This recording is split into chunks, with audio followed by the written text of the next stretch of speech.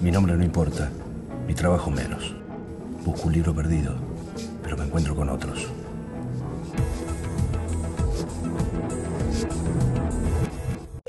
Estar en un mundo y pertenecer a otro. Esa es mi condena. ¿Qué daría por ser como estas personas? Pero en el mundo que ellos disfrutan, yo trabajo. Trato de hacer lo mismo que el otro, pero nunca llego. Así, soy desterrado y cada tanto un libro, literalmente, amenaza con abrirme la cabeza, como transatlántico. ¿Qué es ser extranjero? Un hombre que proviene de otra cultura, en algunos casos, de otra lengua.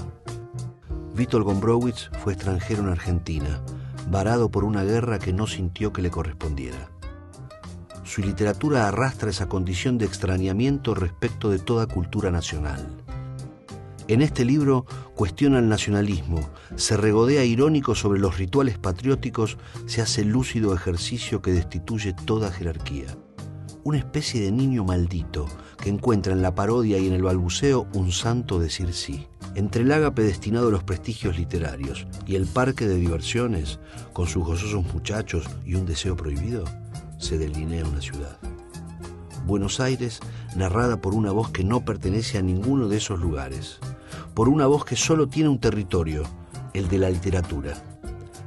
La escritura como extranjería es el gesto interno de librarse de un ropaje ridículo, inadecuado. El ademán del aguafiestas, la verdad del loco, de aquel que denuncia que el rey está desnudo ante los ojos atónitos del resto.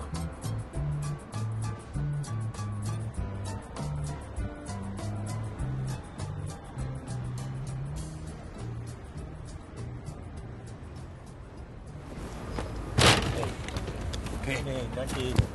Miremos un poco, tranquilo. ¿Por qué? Vení, yo te cuento. Te voy a llevar a ver a alguien.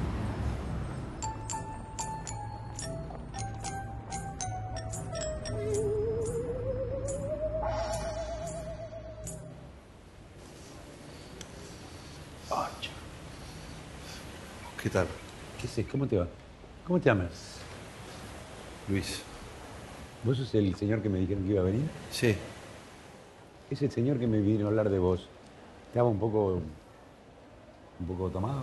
Puede ser. No tengas problemas. ¿Por qué tengo un whisky igual que vos? Porque vino el señor y me dijo, va a venir un muchacho, convídelo con un whisky. Y digo, ¿quién paga? Me dijo, yo. Bueno, arregló él con el mozo y trajo 2 whiskies. Sí. ¿Por qué me echan del lugar? ¿De qué lugar? De un lugar donde yo estaba viendo. Ellos estaban viendo fotos. Fotos. Y yo me puse a ver fotos. No, en una exposición de fotos. Porno. No, no eran pornos. Eran supuestamente artísticas. Me echaron a patadas. Me dijeron... anticomunista de... Ah, no de Polonia te echaron. No me dieron explicación. De Polonia, ¿cómo te fuiste? Me tiraron este libro. Sí, porque sos polaco. ¿Y qué tiene que ver Sí, eso? porque Witoldo era polaco, el autor del libro. ¿Qué? Pero Gombrowicz que además vino acá y se quedó acá. Bueno, no se podía ir. ¿Por qué? Porque tenía fobia a viajar y además odiaba el mundo. Acá vino porque estaba en el curro, como todo escritor. ¿Sabes que los escritores viven del curro? El 80% del tiempo del escritor se gasta, te lo digo porque conozco a muchos, se gasta en vivir de escritor. Que te invitan a dar una conferencia, curras unos $, si es en Estados Unidos, en Duke pagan más que en Stanford, pero si es en España, en euros.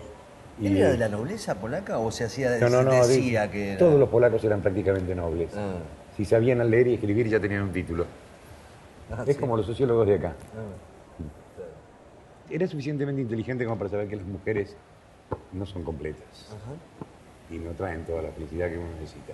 Me da vértigo lo que decís. Y bueno, te da vértigo. A él también le daba vértigo ver lo que veía. Cuando llegó a la Argentina y vio los pibes, un crisol de raza, había buena mercadería. En Polonia eran todos polacos.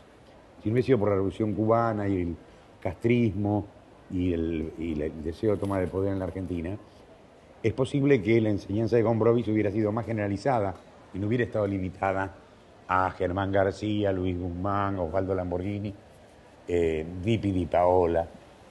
¿No? Ellos representaban igual un poco la ruptura en literatura en esos años. Ellos eran el lumpenaje de la literatura. Casi todos ellos llegaron a la literatura por trabajar primero en una librería. Yo siempre decía de Germán García que él llegó a intelectual porque consiguió trabajo en una librería. Si hubiera conseguido trabajo en el doctor Scholl, sería pedicuro. Pero era un lumpenaje realmente, la calle Corrientes. Pero ese lumpenaje muy lúcido, vio que por ahí estaba el camino. Bueno, estoy más tranquilo, ¿me puedo ir? Te van a cagar a trompada de nuevo. ¿En serio? Yo qué sé, no sé. ¿Podré volver o no? Si vas a mirar los cuadros con esa mirada obscena de trolo, lee el libro, que es mejor que la imagen. Tenés razón. Un libro, una palabra, Sí. puede más que 1000 imágenes.